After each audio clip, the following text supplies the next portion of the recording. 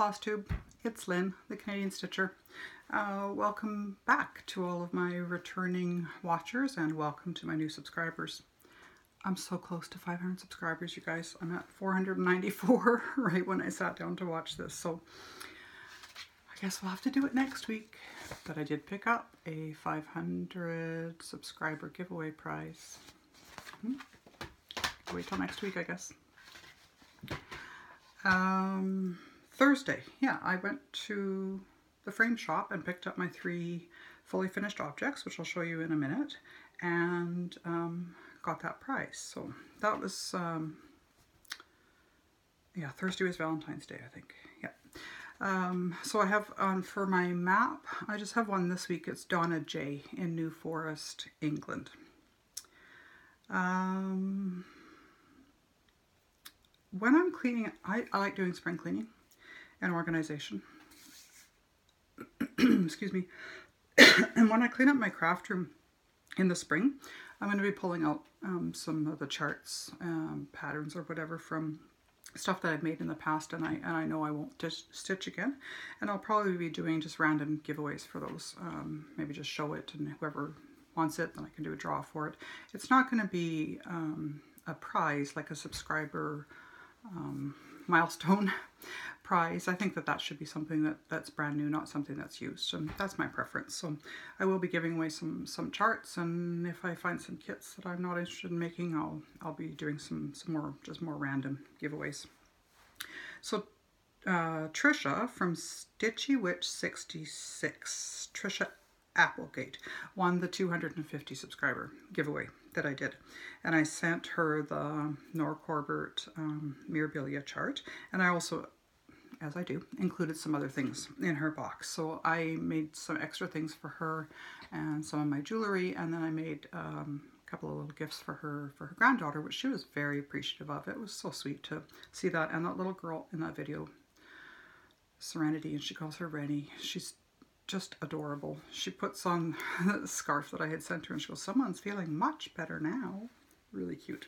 So I had made, that was the first child-sized infinity scarf that I've made, so I really had to guess at the size, not having a child model here to be able to figure out exactly how long to make it and that. So I sort of winged it, and she can either wear it double or triple wrapped. So what these are is this is the arm knitting. There's lots of videos on YouTube on the tutorials of how to do these, and I'll try and link one below. When I first heard about arm knitting, I thought that was insane. I was knitting and watching some YouTube, and I kept seeing this arm knitting, so I was like, okay, fine, I'll check it out. What is this? And within minutes, I was like, I'm going to Michael's and buying yarn. So this type of yarn is at Michael's. They usually have buy 2 get 1 free. This is a Woolies yarn, and you knit it literally using your arms, this part of your arms as the needle. So there is a cast on edge. You make it however wide and however long you want, and then cast off edge, and then sew those 2 edges together. So if you are one that receives one of these scarves from me, there is a seam that should be worn to the back. And then it's a really long infinity scarf. You can wear it like this if you want to, doesn't matter. But kind of how I wear mine, or how I intend them to be, it's double wrapped. So then I make this one a little bit shorter and then have that. So for winter, this is super, super warm. I'll show you. And then what I can do is, if it's windy or if it's really, really cold out, let's say if I had to clear some snow off my vehicle, or here comes Lucy, run out, okay, go please. I would just pull this up. Sorry, I'm looking a little goofy now, but I would just pull this up to cover up my ears, or you can pull it up to cover up your lower face too if it's super cold out, as it has been here recently. So I keep this on when I'm driving usually, unless the vehicle is very, very warm. Then I'll usually undo one loop of it. And when I go into a store, generally I end up having to, I'll just unloop it or take it off completely because it's too hot to wear inside with the wool. So there is a right side to it. This would be considered the right side, where it's smoother, and this would be considered the wrong side, where it's bumpier. So it's knitting, so it's a knit. This would be the the knitted rows, and these would be the purl rows. So yeah, if you want to learn how to do these, are very, very simple. It probably took me 20 minutes to learn how to make them, and then about half an hour it takes to make a full scarf and sew it together. So this has been kind of nice to include in the giveaways also, because they're quite unique. Some people have never even heard of them before. Sorry, itchy nose. Oh, they don't know what the arm knitting is. It's meant to just be a big, chunky, loose fitting scarf. So yeah. So I had made one for her, for Stitchy Witch 66. I made one for her granddaughter, also in pink. It was really cute. I also make these things called slipper boots. Okay, Lucy, lay down. It's made with the same yarn as that. These ones I've been wearing. Seriously, these are worn out because I've been wearing them for about 4 years. So I'm trying to show you, but kind of hide it a little bit. So it's just like a little boot, and then it's got a ribbed cuff on it that's kind of like slouchy. So I wear these. They're made out of, they're partly wool, and I wear these in the wintertime. And I wear these when I sleep because I can't sleep if my feet are cold. Sorry, I had to move Lucy out of the way because he's actually going to step on real cross stitch, and I don't want him to do that. Stay in your bin. Okay, so for this week of cross stitch, hardly anything. Probably my worst week of cross stitching in the last over a year, probably. I hardly got anything done. So I did say that I was going to go back to what I consider a medium project and work on this Cranberries ABC. And this is from Cross Country Stitching Magazine, October 2003. And I had only made a little start on this in 2018. So I put it on a little 6x6 Q-snap with the protective fabric there. And I think I had part of this done, or maybe this is only what I think this is all that I've stitched this week. I'll explain why in a minute. So I did do a little tiny bit on that one on Monday and Tuesday, and I have my stitch journal here too that I write my notes in. So for Wednesday, yeah, I work on, where is it now? This one, the Long Dog Sampler Foursome Reel. I am still working on number 4 at work on my lunch break. So on Wednesday, I only worked on that one on my lunch break. And I got home and I wrote in my journal, no stitching this day, except for Long Dog at work. Done with winter, done with darkness, done with snow and ice, and it taking forever to drive anywhere. It's taking like 45 minutes to an hour to drive home. It's just so tedious. And then when I got home, Wednesday, I got home, I was freezing, like I was so cold. So I had a cup of hot tea and I went to bed with my heating pad and just ended up watching Netflix or something. I didn't even feel like stitching when I got home because I was probably close to 5:30, 6 o'clock by then. So anyway, so that was all that I got done on Cranberries.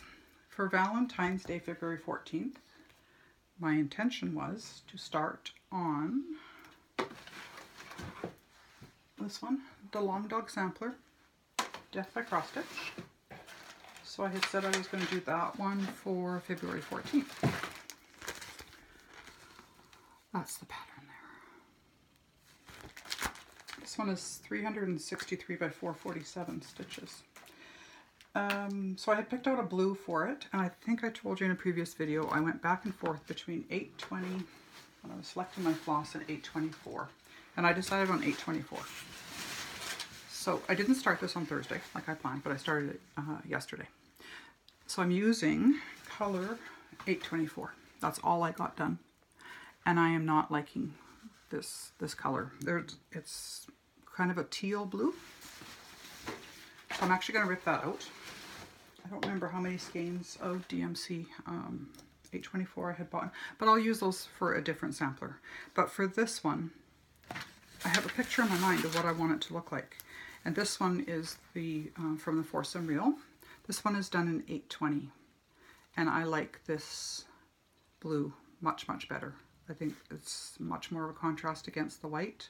So I am going to take out those stitches, the few stitches that I put in Death by Cross Stitch, and in my cart, waiting, 1, 2, 3 stitch, I'm going to order the 820 DMC to do the long dog sampler death by cross stitch. I feel like every stitch that I make on it, I'm going to be going, oh, should I switch the blue? Should I switch the blue?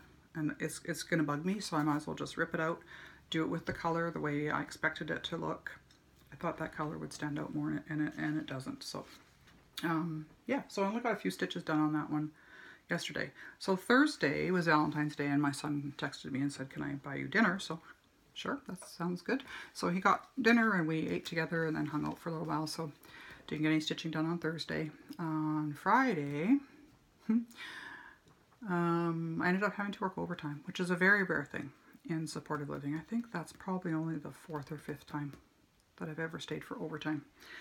Stayed on the Friday for 2 hours, and then on Saturday morning I went back in for 4 hours. So I had was in text contact with my manager, and there's just so much going on at the site, and I'm falling behind in my work, and it's affecting me, my mood and my ability to be able to cope with everything as things are coming in. It's just, I'm falling further and further behind. So I expressed that to her, and she was understanding and said, okay, well, I'll approve you for some overtime and try to get, you know, these things done. So I went in yesterday. I worked from 9 until 1, and then I came home and took a nap because I was very tired. And then when I got up, I thought, well, I'll start that long dog sampler. I'm planning on working on it for the rest of the day yesterday and then all day today, but I'm just not happy with the color. So I did go back to, I picked up the cranberry one again this morning, and I'm just did a little bit. I did a bit more on this band box. I'm going to work on this one for the rest of the day today. And then tomorrow is February 18th, and in Canada, that's a stat holiday. Family Day, I believe it is. So for this week, I'm going to an extra large now, because that would have been a small, no, a medium, and now I'm at extra large. So this is the one, Heaven and Earth Designs, called Discovery. I call her Pachelle. That's the name I gave her. P-A-C-H-E-L-L-E. I don't know, that name just came to me, and that's what I decided that she was. So I'll show you where I will be starting off on her. 1, 2, 3, I think I'm on the 4th page across the bottom. So I've made some, I mean, for how long I've been working on this one, not that much, but as I work on it, I'm doing pretty good at getting a page finished per week. I think this is, I'm now on the 4th page across. And I'm working, again, bottom left corner, cross country. And when I finish the whole page across, I'll start back up over here and go up. I think I told you before, she's not really going to look like anything, and there's not going to be a whole lot showing just as I'm going across the bottom here, because it's mostly browns and rusts and her shadow in there. And then once I get up into here, we'll start seeing some things taking shape. So I'm looking forward to getting back to her. I haven't worked on her for a while. So I've got my weekly Christmas ornament too, that I got, this little tiny Rudolph reindeer. This was, oh my goodness, this kid is so old. This kid's probably 30 years old. I'd gotten this from Mary Maxim. I don't even know if Mary Maxim is still in business. Being a knitter, I used to order yarn from there, and then I started with the cross stitch. So, counted cross stitch Christmas ornament kit. So it came with the frames, the little frames, and then the little ribbons for them. So that one will go in my little pile, and I'll see if that's how I'll finish that one. And then, so my framer is Mr. Frame in St. Albert. They're at Tudor Glen Place. And I picked up my pictures, and they did a beautiful, beautiful job. So this was the Country Pantry. This is another one from the Cross Country Stitching magazine. And this is a repurposed frame. There was a different picture in here, which I no longer wanted. That was a cross stitch, but didn't want it anymore. So I used, they used my frame, but I got them to do the matting.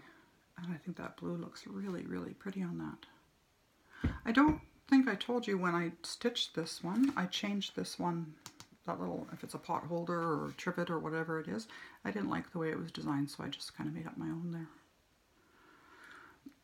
But do you see what I mean about the back stitching? Like it brings out all of the detail. Yeah. I like that one. That one's in my kitchen already. I had actually hung it up. As soon as I brought it home, I put it up on the wall. The next one is my first full coverage. This was early spring. It wasn't a hay kit. And this one I didn't mat. Okay, so with this picture, what I did was, this was a 16-page pattern, and this was what I considered my learning piece to learn how to do the full coverage. And to me, I wasn't even expecting that this would be good enough for me to frame and display. I was just going to learn on this one and whatever, throw it in the garbage after or whatever. There is mistakes in it, for sure. I can see there is that definite line where I ended the page. That's still visible even with the framing. And then a little bit over into the next page, a little bit of that line, and that's where I went, uh-oh, I better start feathering over. So I think it turned out okay. It's not, I mean, I'm going to hang it up. It's going to go in my living room. I didn't want to mat it because I didn't want to put a whole lot of expense into this one. I'd rather put the expense into framing something that I consider more of a, you know, an art piece or whatever. So I think it turned out okay. I might give this chart away because I would certainly never stitch this one again. So that might be one of the charts that I do as a giveaway. And then the last one is the Thomas Kincaid. Back when he was popular and his artwork was popular, there was lots of kits. I had gotten this one. I'm sure I got it off at eBay. This one's called Stillwater Bridge. And it was the first Thomas Kincaid that I did. And on this side, I was following the pattern exactly. And then afterwards, I figured out that it's sort of just a guideline of where to place the stitches. And so I did it more freehand on this side. Both sides of it, I think, look good, and that blending filament that's got the shine in it. And it makes that pretty. So this one's going to go in my dining room now that I've cleaned it up and got the jewelry stuff kind of organized in there. Yeah, I think it turned out okay.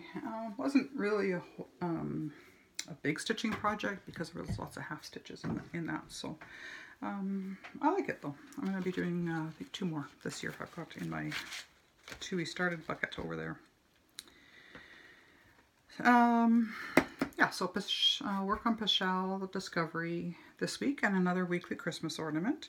And then I was doing some vacation planning, and I did ask for, I have I think 7 days of vacation left that I have to use up by the end of April. So I asked for some time off in March, and then if that gets denied, then I still have time to try and book some time off in April. So I'm gonna have that would be great if my Long Dog Sampler Death by Cross Stitch threads came in by the time I go off work, and I could work on that one for the whole week and not be working. That would be great. I could get a lot done on it. Anyway, we'll see how that goes. So that's all I have for this week. Hit the like button, thumbs up if you'd like to subscribe. Let me know where you are in the world, so if I can fit a pin in my map for you, I will. And see you next week, most likely for a 500 subscriber giveaway. Take care. Bye.